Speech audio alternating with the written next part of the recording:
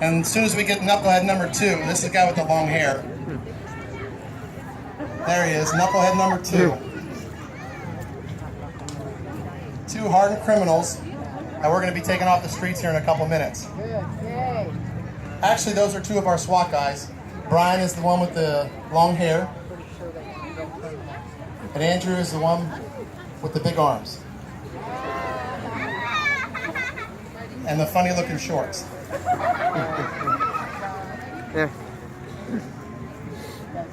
Okay, the truck and some of the equipment that we're going to use today is going to be our Bearcat. And if some of you have been over here and looking at it early this afternoon, we'll have it back over there again after the event, after our demonstration here.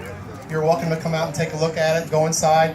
We'll open up the turret so you can send your kids up top and take some pictures of them looking out the top of the turret, which is pretty cool too. That truck is made in the United States. It's made in Pittsfield, Massachusetts. It cost around $300,000 to build it. And it's armored and protects us up to a 50 caliber round. So pretty much it's a rolling bulletproof vest. And the guys that we have here today, there's 6 or 7 of them. Those are all SWAT operators. They're the ones in the big vests and the helmets. They're the ones that are going to get out and they're going to approach the bad guys and they're going to take them into custody. We're also using our K9 unit, which is probably going to end up chasing one of the guys if he decides to run. We'll usually work with the K9s and we'll have them with us on most of the operations that we do, because when we're geared up in all of our gear, it weighs about 100 extra pounds and we can't run that fast. So we don't chase anybody, but we'll let the K9 guys do that. And they're pretty good at it. Now, one of our bad guys is going to have a sleeve on one of his arms. That's so the dog doesn't chew his arm off of the shoulder. And you'll see that dog. That dog treats that sleeve as a toy. When they train with the sleeve, they'll grab the toy. So the truck will pull up, the doors will open up, our guys will take cover, they will make the announcements to let them know who we are. Listen. Whoa.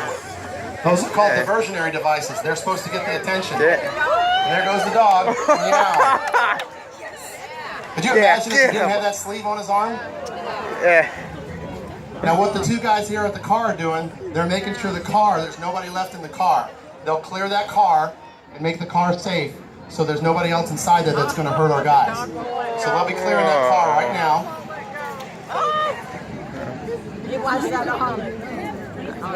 And watch what happens with the dog. He's going to pull his arm right off. Watch. There he goes. There goes his arm.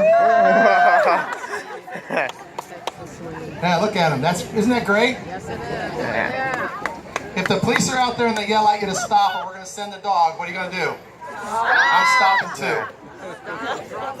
I think I'd rather cut my own arm off and give it to him than to let the dog take it. Then they'll bring the guy back and they'll arrest him, put him in custody, and he'll spend a couple of years in jail, depending on what his past criminal history is. And then the dog still wants to get that arm. Now, our dogs and our K9 guys are an amazing group. They save a lot of lives. They do a very, very difficult job. That dog goes home with him every night, and it's part of the family. And it's funny, he has like a switch on him. You can turn the switch on and he goes to work, and you turn the switch off and he becomes like a little pet. That's what they need some of these demonstration riots. We need some of those in demonstration riots. Some of them people breaking windows. Tearing apart all day. And what they're doing, they're going out there to retrieve the can of the diversionary device that they threw out there. Those devices are what we use. They're called diversionary devices. They throw out a big loud noise and a flash of light, and it's supposed to disorient or distract the people that we're trying to get their attention. Sometimes it throws them off just a little bit and gives us enough time to go in there and do the things that we have to do a little more safely. But what they're going to do now is they're going to load up on the truck, get your cameras ready. They're going to come by real close to the road right here, and you can take the pictures if you like. Let's see if I can remember who they are. That's Ricardo Braga on this side. Mark Carcello, he's a Pompano guy too, the guy on the back on the far side, off this side here. He's one of your Pompano deputies. Laz is the K9 guy. Ira Marich is your driver. JC Barrows is the team leader on this event we did today. I don't know where he is. I think Laz is going to take his dog up on the roof.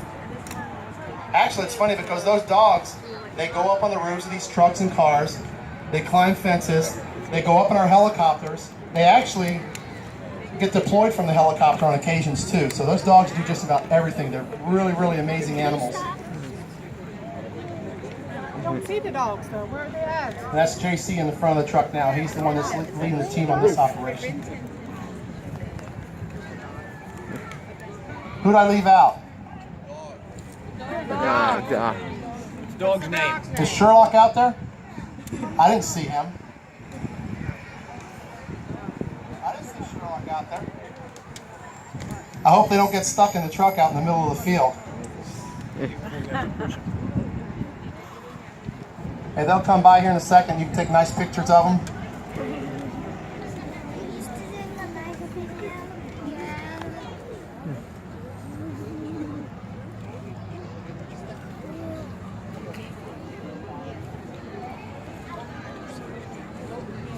The dog's name is Loki. Loki.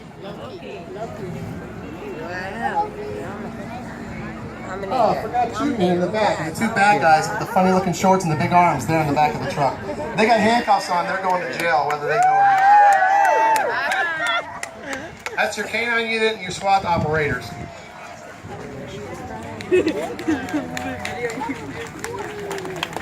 And they train every week. They train 8 hours a week, every week.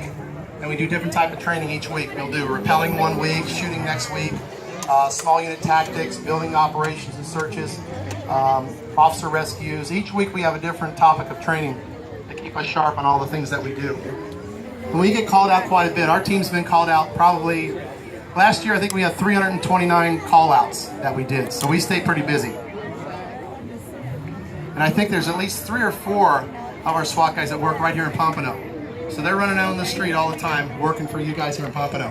And we thank you guys for having us at your event today. And we're going to park the truck back over where it was. If you want to come out and take a look and take some pictures, you're more than welcome to do that. Yeah, it's nice. It's been a nice shot.